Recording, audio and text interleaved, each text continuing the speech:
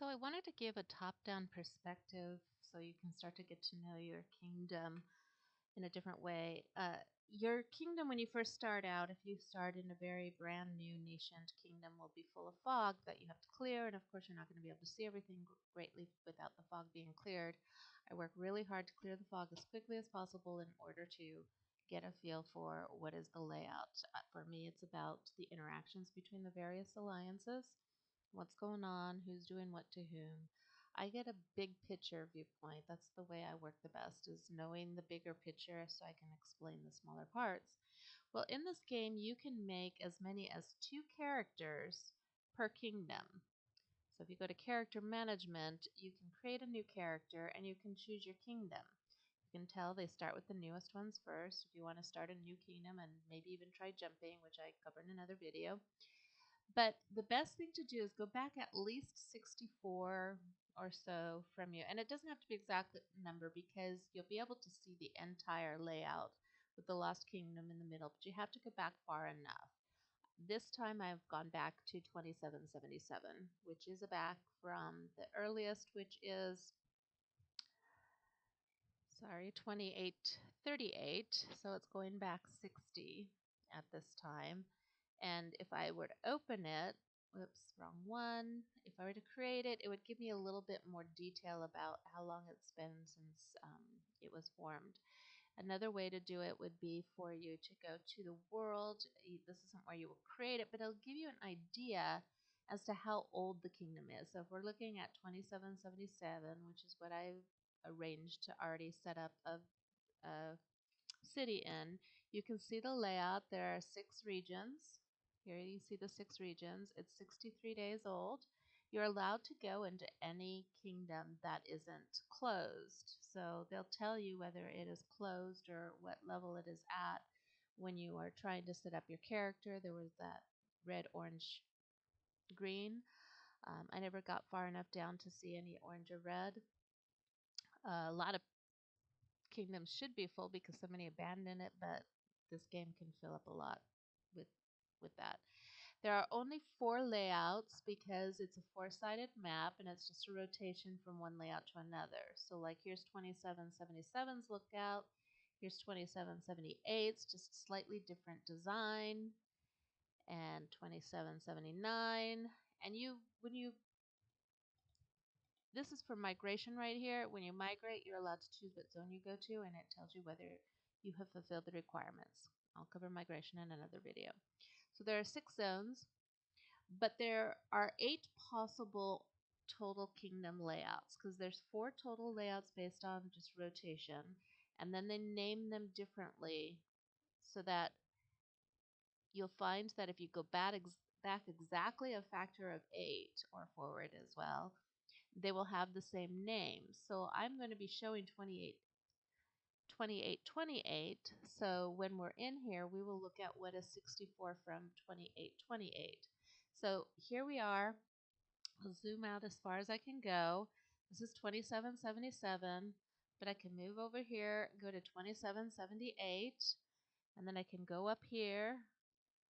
Oh, nope, that's the top of the map. So I can go down here. I guess it's over here because what I was seeing up there was the Lost Kingdom, which is still in the fog. So there's the Lost Kingdom, still in the fog. You can see the layout here on the top right of what the Lost Kingdom is going to be looking like, where they'll be having their initial battles, where they will be having battles after that, where they'll be having battles after that, and ultimately the middle battle. I believe it's ultimately. I don't know what goes after the Lost Kingdom, if anything. I have only been playing a couple months, and I have one city in a KVK, but it's only so I can learn about KVK. I'm not actually fighting in KVK. So we're going to be looking at 28, 28. We minus 60. Well, we minus a factor of 8 from that.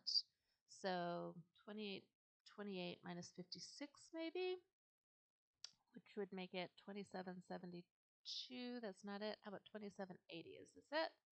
Let us take a look if the names are right.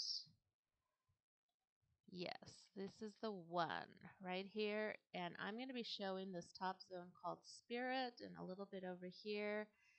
to this area called Ianshio, and then a little bit over here to the right with Rivendell. And I'll be showing it in 2770, 2828. Right now, we'll just look at it without the alliance map because the alliance map will be totally different kingdom to kingdom because of the way things build. You can see all these different resources, or I should say explorations. This is where you'll see the tribal villages and the caves, and you can actually, if you end up not starting in a brand new having to clear the fog kingdom, you can actually still do these investigations.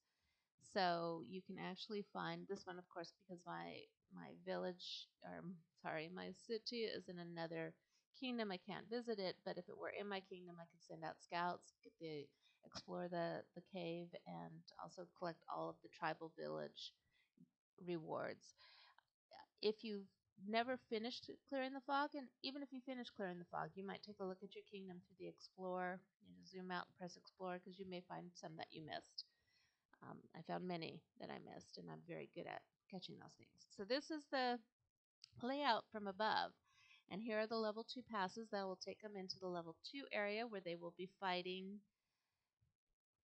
The larger alliances that gain those level 2s will be fighting, and then ultimately they'll be going to level 3 passes to take them into the middle zone, zone 3, where they will ultimately be fighting over the Lost Temple, which is right here in the middle.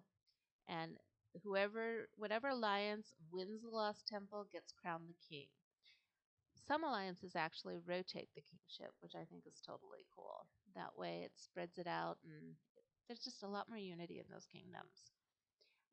But most kingdoms that I've encountered have been very, very, let's just say, player versus player on a very uneven playing field. People using the strength and power that they create by utilizing a couple of tools and spending a lot of money to dominate. And ultimately, the one that I was first in, the person who won the Lost Temple and became king, had 100 million power when no one else came even close. So it was all about buying the position. But it's an interesting history that I'll be sharing separately in probably pieces because there's so much drama in it, and it's kind of fun. But it's got a lot of lessons. So this is what 2828 will look like from above up here. You can see this, and then zooming out as much as possible to look at what the area will look at like is similar to 2780. And like I said, you could join many different kingdoms. You can probably go back and see some really this has to do with migration, so this will give you a limited view, but if you go to character setup, you can actually probably go back and look at one that's very, very long before where the kingdom's been and lost, where the KVK has been going on for a very, very, very long time. I've been told that I could go back to the thousands and join one of the kingdoms that a friend has had a city in for a very long time and take a look at it. I haven't gotten there, and I don't know if I will, but you can see they'll tell you if it's very crowded, crowded, or good. So you'll want to avoid the very crowded, of course. But a lot of them say good. I will tell you that my first kingdom, it'll show good, of course, but most of the cities are actually dead, so it's not really a fun playing field. So let me go back to character management, and we will go back to 2828 through one of these cities that are kind of having some fun with the politics there, and learning how the bullying setup is in at least the top 3 zones. The bottom 3, I have not cleared the fog. I've had interactions with someone from 4 and someone from 5, so I have a good feeling about those 2 areas. I don't know anything about area 6, but one of the things I like to do a lot is to look at the alliance list and start looking at various alliances in the alliance list and start seeing who the players are. I do searches when I see some activity that's going on inside of uh, the teletype that goes across that little ticker tape. I like to see who's attacking whom. I'll sometimes go to the area where the flag or central fortress is being attacked and that kind of thing so that I can see what's going on. And I often go and I check out different alliances and I start seeing what they're up to and how powerful they're getting and look at that. And I contact a lot of leaders, and I'll be definitely contacting a lot of leaders in 2828 because of the dynamics that are going on. So this is 2828. I have cleared enough fog for you to see a fair portion of it. There is Spirit, and you notice I'm in the upper right, moving it around. There's Rivendell, and over here is Yanxiu. And then in another city, I've cleared a little bit more of Umbar, which is down below here. And then over here, I have not really cleared much in Nogrod or Fuli. Now, I will tell you too, these altars suddenly appeared when they became available for fighting over to occupy them. So that'll actually help you in clearing the fog. You can start doing more of a crisscross. You can tell I do a lot of crisscross. So like I'll send one down here.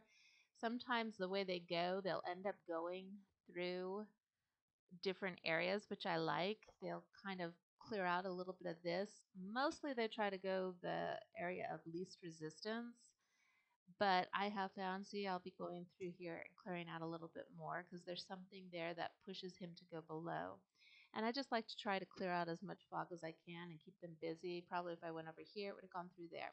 So clearing out the fog is really important to me to get the top-down perspective. Now in Spirit, there's one dominant alliance, and that would be this one here. And I've had dealings with them, and if you are a small alliance in here, in this zone, you will want to be aware that their goal is to completely push out every small alliance that doesn't just agree to become their so-called academy, which it's not an academy. It doesn't teach anything. It's just a place to put the less powerful players that they want to have control over. So all of these small alliances that don't have the KW banner yet, with possibly the exception of this one because it looks like it's part of the one over in Rivendell, they will be trying to push them out. And that is the situation. There's one KW there, another one here, and another one here. They wanted this one to become a KW, and this is the alliance that I inherited, and I said no. I said I will become an academy, and I'll even be willing to work with you, but I will not be party to bullying, and I will not be party to trying to push other small alliances out. So what they did was, of course, attack this alliance. They had always intended to attack it. They had told the previous leaders when we all jumped to this kingdom that we were in their way. They wanted this pass, they want this pass, they want this pass, they want this pass, they want this pass. Pretty much every pass in the zone belongs to them, of course, but they can't do enough flags to cover all those passes. So, of course, likely they'll have one of their KW academies. I don't even want to call it an academy because that's not what it is. Let's call it one of their slave alliances. Um, they want them to possess them, likely. So they will probably try to build them up with enough power. They will teleport their players in when they need to. To conquer this morning, what they did was, of course, they were up here a bit, right about here, going towards the shrine or the sanctum. And they, of course, came here. We were connected all the way down here, a little bit here. We already have had a connection up here by the sanctum. And they, of course, came where they could take down a alliance flag to make all of these ineffective while they're also making sure that this burns. And I have been turning it on and off. Someone else repaired it right now, not me. They probably use their own gems because I've helped relocate and others have relocated those that don't feel comfortable being part of what would be considered a war, but to me is just a let us do what we can do to help the other small alliances in the area. So that is the plan for this zone. They need to control. They want to control the entire zone. They want every single one of these small alliances to become a KW under their thumb. Likely they would have to comply and let whatever officers they chose to put in and become part of their so-called KW Dominion. Down here in Yangshu, I think that KH is going to be doing the same Because if you look, and you're allowed to look and get information, they start talking about their family. And this guy here is the leader of KW. I'll show that in a moment. Let's go back up to KW.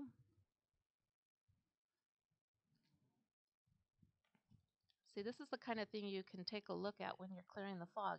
You can get a feel for what is the dynamic going on and who's headed where and what they're up to, who's going after him, because one of the things I've noticed is some of these kingdoms become bully kingdoms, tyrants, and they are so untenable, the things that they do. And that's one of the reasons why I wanted to create training videos, because I've worked with bullies for a few decades.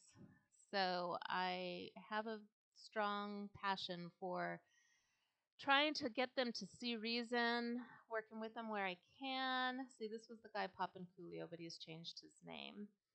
And he is listed there. Here it says, well, this just says there, oh, and the crew family. And so here it shows where they are associated with the crew family. Oh, and KWP is it's a farm. So basically those are alliances that are supposed to provide them resources. And usually a farm is you create a second city and you place it in the farm, and you have control over the farm that you've created and put the work in. But the way they work, it's a manner of probably they will force people to. I had interactions with the one called, well, I had interactions with 3 of the officers. 2 of them kind of start listening, but the third just, he's got his viewpoint and he doesn't see any other way but his own. And he is going to cause a lot of damage to that alliance, I have no doubt.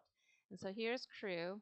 So I have no doubt that crew is actually on the same page. I think all 3 of these alliances are doing the same thing in their zones. They all have the plan.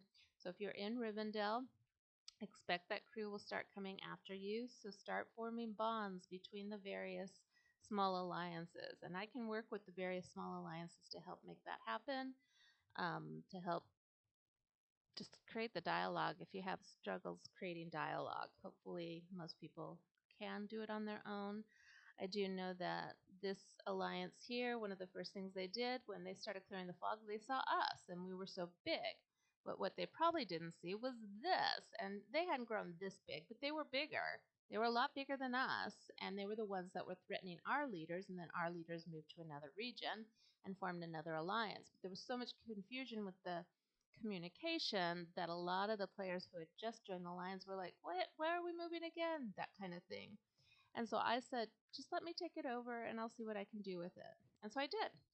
And inherited a big old headache. It was kind of fun. I'll share some of the dialogues, back and forth dialogue, to help do some training on conflict resolution and how you can start reading between the lines of what people are saying, because that's how I started determining that indeed they are going to be taking over every single one. It was told to me outright.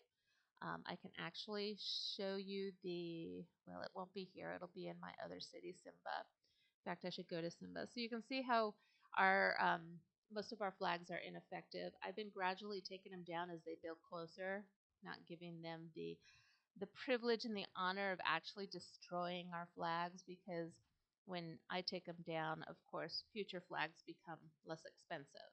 And so if this alliance does survive and go somewhere else, and many have offered in other regions to have us move. And so I'm letting all of my alliance mates know where it's safe to go, where they can seek refuge, so to speak, what alliances will take them in. Whether I would build there or not, I don't know. I kind of want to stay in this area and help out the small alliances in this area. I will tell you point blank, you can see all this area right here. This is where they wanted to allow us to build, as long as we did everything they told us to do. But we would be allowed to build here. But not here. No, not here at all. This is off limits. This is in their way. I mean, I was more than willing to move the central fortress up here. And nope, they had to have their way. It's basically this one person, you must be loyal to me. Sorry, I am loyal to everybody. I don't treat people as objects, in other words, and that's what they do in this game. They don't think about the fact that there are people behind the avatars. So let me go quickly over to, oh, this darn verify. Let me go quickly over to Simba, and I'll show you a little bit more of the map that I've cleared in Simba, which is a little bit more towards Umbar, I believe.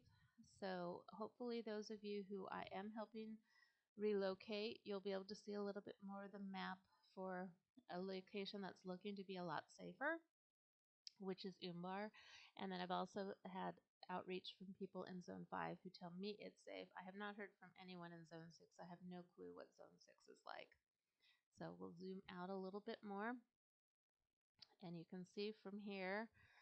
So you can see I do a good job of trying to clear out fog because, like I said, top-down perspective and all of that. So this is how Umbar is starting to look.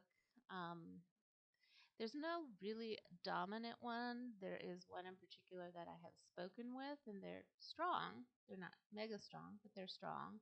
And then here's Zone 5, and one of them in here have contacted me, but I haven't cleared out Zone 5 at all because it's so far away, and I haven't gotten to it yet. And then there's Zone 6. And I will also point out real quick, if you look at the alliance list, I wanted to show something because I like looking through the alliance list to get a feel for what's growing and what's not growing. And I was doing a look through and I came across something, and I just want to point it out because these guys think they're going to control the kingdom. And they've got pretty strong cities. One's 2.5 million, which most of us are at around half mil to 700K, those of us that jumped. And then the newbies are a lot smaller than that. And that's okay. You know, you grow at your rate, except they don't let you grow at your rate. They want to push you out if you're not going to be part of who they are. Whoops, I just wanted to do a. I'll take a look real quick at a mega power from here, just so you can see how strong they are. So they've got several in the million. Oh, they don't have their 2.5 mil person here. I wonder why. He was in here. Maybe he just popped out for a bit. He's over sitting by my city, so maybe he's just sitting down in rank 1. Huh. I don't see him. Well, I'll have to check into that when I get a chance. But there was one that was 2.5 million. So if I do the search for OCT, and I was just looking through here and I saw some, I just kind of look at these sizes and I'm like, 5 people, 85 million power. And they're not really doing a whole lot that I could tell. She's at, or I don't know if it's a she or he. Our avatars rarely match, right? But it is a beautiful woman if this is your alliance and this is your person. But 58 million, 4 million, 20 million, 3.3 million. And look at the names. They're all Octa.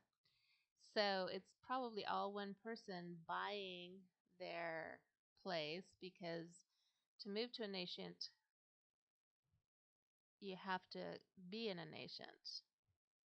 Although they could be using passports, because you can go buy a passport as long as it's been within 10 days. I'm not sure about that. But look at the number of kill points. 384 million already. And that is just stunning. Even the farm, 688,000. And it just makes you wonder, what has this person been up to? But the first time I saw it, this is kind of where it was sitting at. So I don't know if they're going to stay or if they're going to go. But they've got far more power than any of these other people who think that they're going to dominate the kingdom. So that's kind of a view of 2828 from the top, at least for the northern and a little bit of the eastern portion. So as you're clearing the fog, take a look and start checking out things. And when things come across the ticker tape, take a look. Go and confirm what's going on. Just kind of figure out what's at play between different alliances. Because with time, you're going to begin to realize who is trying to push out who and what are their possible motivations for doing so. Player versus player, totally down with it, as long as it's on an even playing field. Most of these people who I consider bullies, and one of the alliances I'm in, and it's the one that's the best run, They call them thugs, and they actually put a declaration of traitor when they do this kind of activity of trying to push out other alliances. But this particular alliance, they were doing a lot of threats with my alliance mates of join us or be zeroed. So I made a video about how being zeroed isn't what people think and it's nothing to be afraid of. And I even told them I wanted my city to be attacked if they did start attacking cities, but they attacked well, they did attack one of my cities. It just wasn't the city I asked to have them attack. So I will be doing a video on that as well so people can see what it is like when cities are attacked. Not something to be afraid of. In fact, something I learned to actually enjoy is every single person who attacked my city was talked down either by me or by their leaders because of the connections I had made, and most of them became my friend. They thought that I was an enemy, and all of a sudden we were communicating and became friends. And a couple of them actually came to my rescue a few times, or the rescue of people I was helping rescue, I should say. So that is the story of this kingdom, and I will share more about another kingdom at another point. Signing off.